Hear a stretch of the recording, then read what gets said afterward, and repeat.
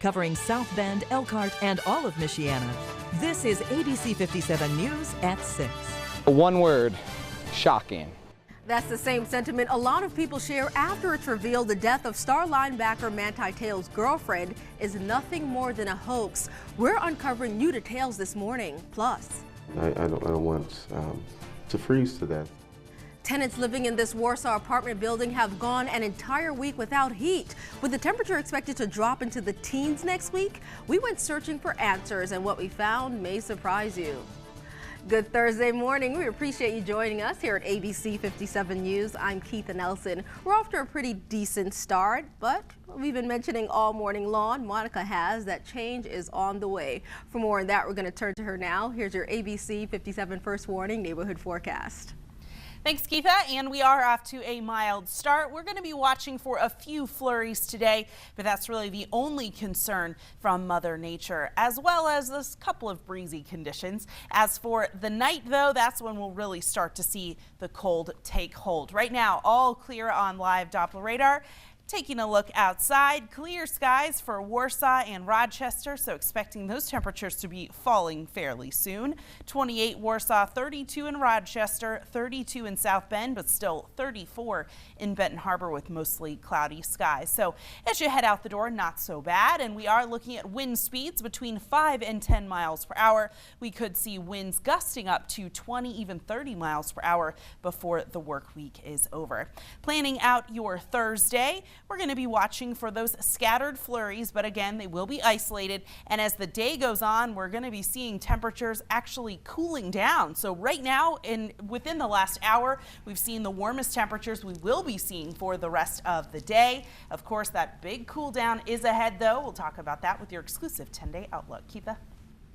And new this morning, it's a heartbreaking love story turned sensational hoax. This morning, it's making headlines all across the nation. Today, Notre Dame football standout Manti Te'o is expected to speak out after the university reveals the death of his girlfriend, who supposedly died of leukemia. Never really happened. For the latest developments on this shocking scandal, we turn to ABC 57's Eric Stelzer. He joins us live near the Notre Dame campus.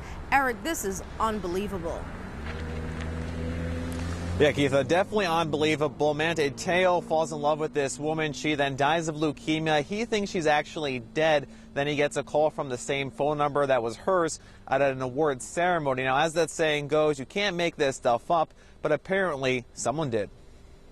At a press conference, Notre Dame's director of athletics called Te'o the victim. This was a very elaborate, very sophisticated hoax perpetrated for reasons we can't fully understand, but had a certain cruelty at its core. And people at Notre Dame are in shock. I was just blown away.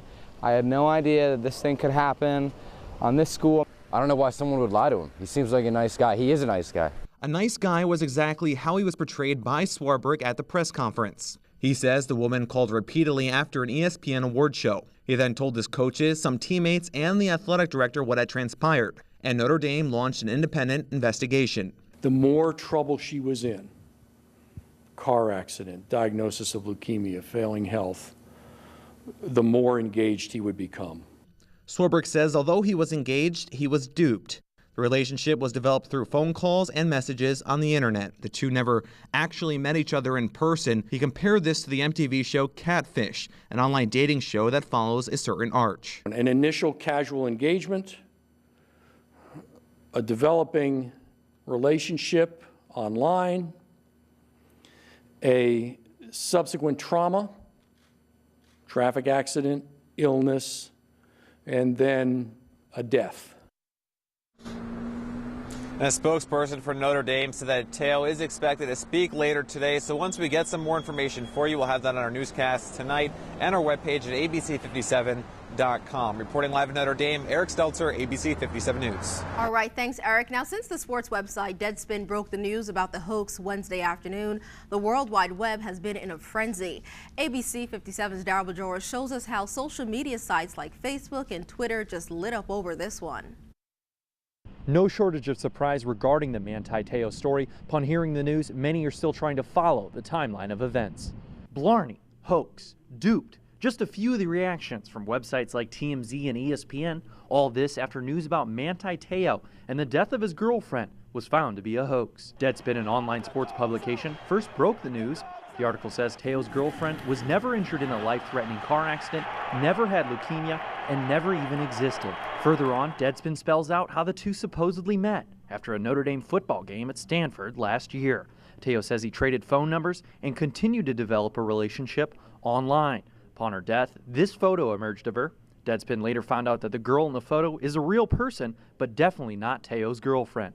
Te'o says he was fooled and the victim of a sick joke. Teammate and safety Zeke Mata showed support on Twitter, saying Te'o is as real as it gets. Fans took to Twitter and Facebook immediately after the news went public. Te'o and Swarbrick were trending Wednesday night, and Te'o was one of the top searches on Yahoo. Reporting at Notre Dame, Daryl Bajoris, ABC 57 News. Developing with the temperature expected to drop into the teens next week, people in Indiana are turning up their thermostats. But folks living in one Warsaw apartment building are having trouble keeping warm because their heat is off. And they've been dealing with this for an entire week. ABC 57's Jessie McDonough worked to get to the bottom of things. She talked with people at the building and the complex owner. A spokesperson for the Bowen Center told me the boiler system is broken within the complex. Now the center is working diligently to fix the problem, but with the frigid temps moving in, residents told me that problem can't be fixed soon enough. And I don't want to freeze to death. Xavier Russell is worried about the single-digit temps setting in next week because he and other tenants at this apartment building don't have heat. I called the Bowen Center, who owns this building, to find out why residents have been without heat for a week. They told me when they inspected the boiler system, the low water cutoff had failed, and as a result, the heating plates had cracked.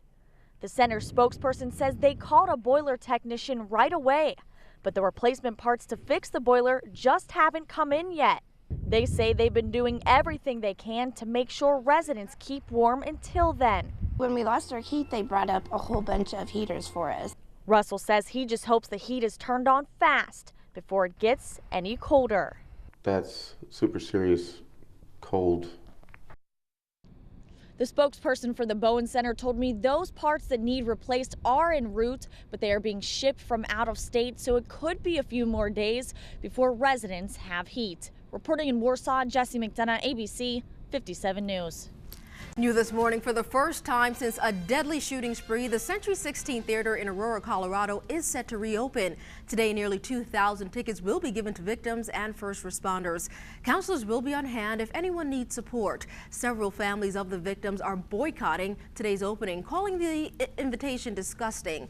Back in July, police say suspected gunman James Holmes opened fire there, killing 12 people and leaving 58 others injured. Holmes faces more than 160 counts of murder and attempted murder. Meanwhile, a Colorado man says he's being unfairly linked to the Aurora movie theater shooting because of his name. James Holmes, a personal trainer in Aurora, says he's lost clients and has been harassed online. He says some people make inappropriate jokes when he shows his ID and even when he applies for jobs. Holmes says the worst of the harassment is online. There was a woman who actually took a screenshot of my Facebook picture and was posting it around Facebook. How could a face like this do something of this nature? Holmes is standing up. He says he has no plans to change his name. It's now 8 minutes past the hour. After the president announces his proposal to crack down on gun violence, he's met with instant opposition by both the NRA and a bitterly divided Congress. Still to come, a look at how gun advocates are planning to fight his proposals on every level. Plus, a mom takes her 4-year-old in for some dental work, and the girl comes out with a smile similar to some rappers. The story that will have you talking is up next. Waiting for the bus this morning, be ready for temperatures in the upper 20s and around 30 with flurries possible. We have your first warning about a blast of Arctic air headed into Michiana for next week. Find out when it will arrive in your backyard coming up.